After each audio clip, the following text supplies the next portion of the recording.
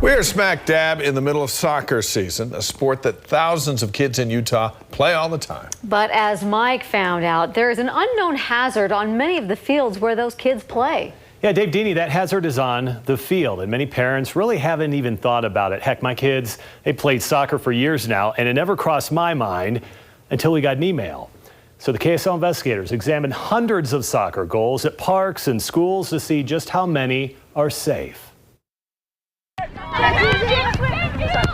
There's a lot of reasons to love soccer. Controlling that ball, running that field, scoring that goal, and blocking that shot. But some shots can take you by surprise. I dropped off Chase to soccer practice, and on the way home, Chase called me and he said, "Mom, something kind of freaky happened." 12-year-old Chase Faldmo is a pretty good soccer player and a pretty great goalkeeper. But 3 weeks ago, he was hurt during a practice on a Dixie State University field. Not by another player, but by the goal itself. A gust of wind came and blew the goal right on top of me. The full-size portable soccer goal landed on Chase's back, trapping him underneath. It took 4 people to lift it off of him. It's really scary. I had no idea as a mom of a soccer player that that was even possible. You just think they're so heavy, there's no way they could just get blown over. The goals are heavy. Most are made of metal, weighing between 150 to 500 pounds. Chase was bruised, but lucky.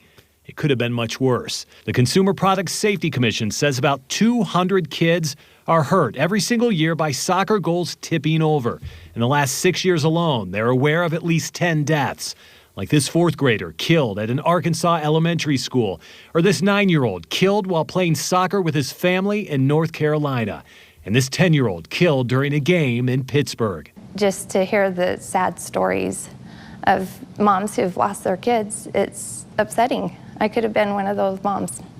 Chase could have been one of those kids. The problem is this: portable soccer goals need to be anchored at all times. How about one anchor? No to one anchor.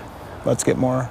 Andrew Hyatt is CEO of the Utah Youth Soccer Association. He says goals should be secured for games, practices, or even if they're just sitting out, available for kids to play on. And so they either need to be staked down, sandbagged down, and basically tight so they're not falling. But how many goals really are safe? Well, the KSL Investigators decided to find out. All right, this one chained up off of the field just like it's supposed to be. There's a heavy sandbag holding this one down. You want to see how easy it is to knock this thing over? One arm, it's lifting it up. There you go. This one's pretty flimsy. We checked 65 parks and schools from Layton to St. George, and we examined hundreds of soccer goals.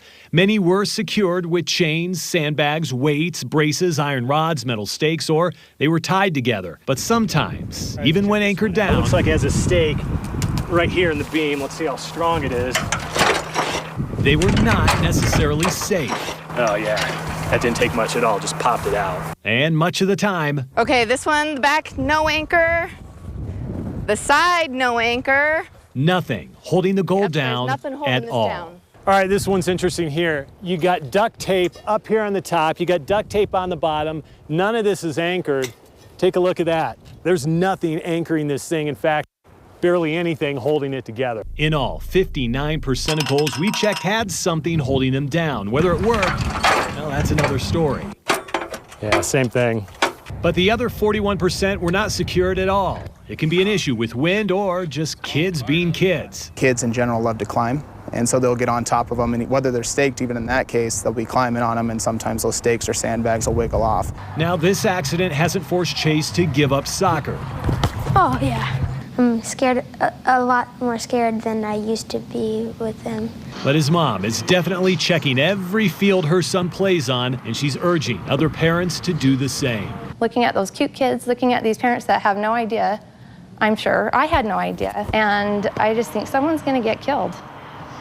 All right, so who is ultimately responsible for making sure goals are secured? Well, Hyatt says it is up to the refs during the games, it is up to the coaches during practices, but parents should always check goals as well. Now, if you feel like a goal or field is not safe, you can call the Utah Youth Soccer Association and they will make sure that it is fixed.